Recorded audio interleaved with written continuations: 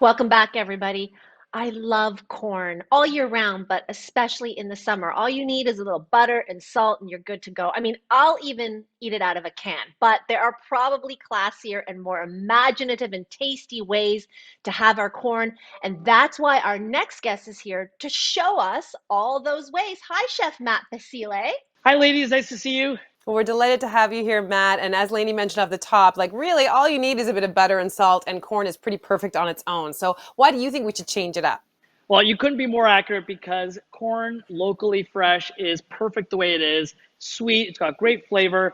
But I want to take it from being an awesome side dish to be just being an awesome kind of dish, especially the way I'm going to show you how to make them. It's great for having like a build your own corn station at a barbecue when we're allowed to start having people over again. Okay, so let's get started. The first dish is corn parmigiano, which sounds to me at least unexpected, but I'm super excited about it. You're combining corn with tomato sauce. Why is this a good combination? Well, Lainey, I know you always get excited about food. So all we need to do now is think about what are the things that tomato sauce have and that corn have that kind of really do pair well together. They're both naturally sweet and they're both naturally creamy. And then on top of it, you match the corn with melted cheese, and you're thinking, okay, this could actually be Oof. like the Batman and Robin of the food pairing world because you never realize how good they are until you take them away and then bring them back. And you're like, oh, yes, corn and cheese every single time. Okay, Yes. so let's break this recipe down and tell us how you made it. Okay, so first thing you're going to do is you want to blanch your corn for about 6 to 8 minutes. Really brings out that sweetness. Then you're going to have some ready-made tomato sauce. You're going to brush the corn all the way around with the tomato sauce. Then you're going to put some fresh mozzarella cheese right over it in the oven, under the broiler so that the cheese gets nice and bubbly and crispy. Pull it out once it's melted. We're going to do some fresh Parmigiano cheese right over it, some fresh basilico, and then I like to put chili oil because I think that added, texture and complexity of the spice really does bring all those other elements together. What's a basilico? Fresh basil. Oh, It's okay. just like, giving it the proper terminology. Oh, okay. Didn't know that. Is that All right. is that okay, lady? I didn't know that Yes, basilico is yes, fresh yeah, basil. Okay, you mentioned blanching the corn, and in fact, all the yeah. recipes that you're showing us today, you're saying that the corn should be blanched. Why is that? So it's not that it has to be done. I find that it really does improve the overall kind of consistency of the corn. It makes sure that it's cooked right to the cob, right to the core, evenly all the way through. It also brings out a lot of that sweetness that's happening.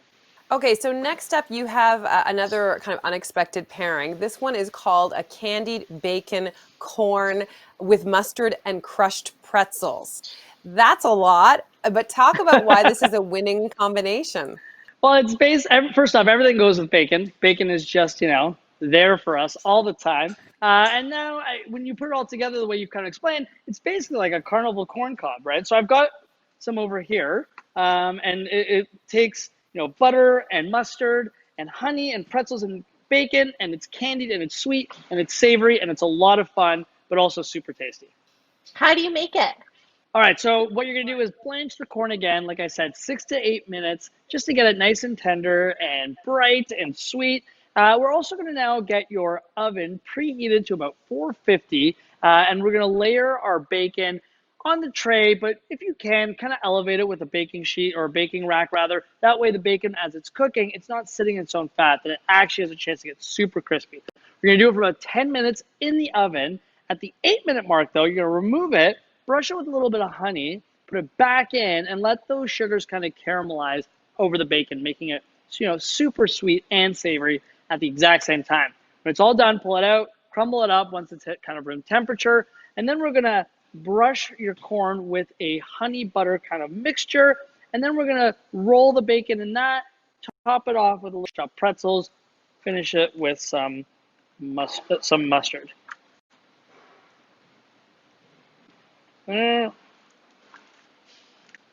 Just like so. Pretzels on top. And I'll just throw that there. And a little yellow mustard for fun. I love these dishes just because they seem like they would really be great for an outdoor gathering as well, which is the kind of gatherings that, let's face it, we're having right now. So let's move This is on to true. this next dish, which is a Greek salad dish. Talk about how you made this one. So this is, again, one of my favorites, especially at an outdoor barbecue. Greek salad, you've taken all those key components and the flavors of that salad, applied it to corn. Just do me a favor, Lainey, especially you, don't throw it on the ground after and yell Opa, because we can't do that to the corn, okay? Please? As Please? if I would. I'm not saying you would. I'm saying you're the most likely out of the three of us to do it. That's all. But what's great is there's four components to this. The main one being the tzatziki that you make from scratch. It's so great because you get a proper garlic face, which is kind of like this, and you eat it. There's so much garlic, and it's got olive oil and lemon juice and some fresh parsley. You blend it all up with a little bit of feta cheese, and that garlic is meant to give it almost spice. Like it's supposed to just feel, you're supposed to feel it right here as you're eating that tzatziki. And that's how you know you've gotten enough garlic in there. You're just going to baste the corn with it like I've done here.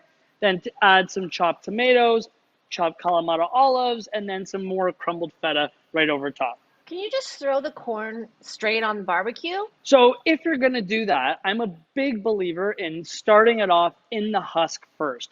Essentially what you're doing in the husk is you're allowing it to take a similar approach to the blanching, which means it's cooking evenly right through to the cob, but at the same time, it's steaming in there. So you're not going to like burn the outside kernels while still biting into it, being like, well, that's still raw. It just kind of has some grill marks to it. So really keeping it in the husk for most of the cook is perfect. And then another great thing about that too is, especially if you're going to do this as a build your own corn station, you can leave the corn in the husk cooked and it will stay hot longer. As soon as you open it and you start to do this with it, you're immediately losing all of that temperature and that heat. So just something to be mindful of.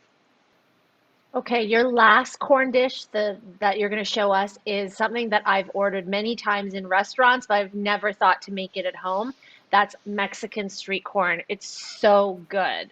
Is it hard to do in your own kitchen? No, it's not hard to do, and I'm with you there, Lainey. It's one of my favorite ways, especially because you get the kind of the face mask of, you know, cheese and crema. But anyway, that's just me, maybe. That's just how I do it. But elote is actually how it's referred to.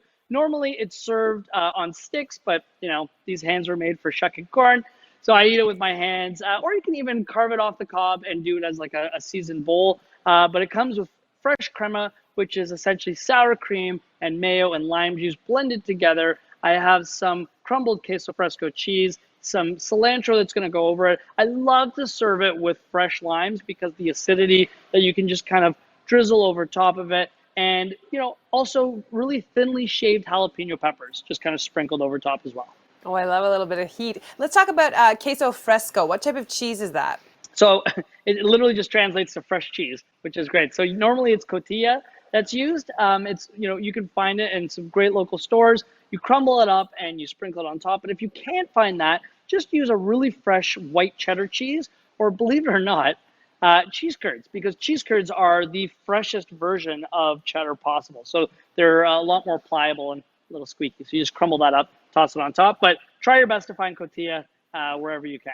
Matt, thanks again for these corny recipes. We really enjoyed them. Oh, you did it. No, I did it. See what I did there? You at home, you're interested in these recipes, you can check them out on our website after the show. Don't go anywhere. We'll be right back. Thanks, team.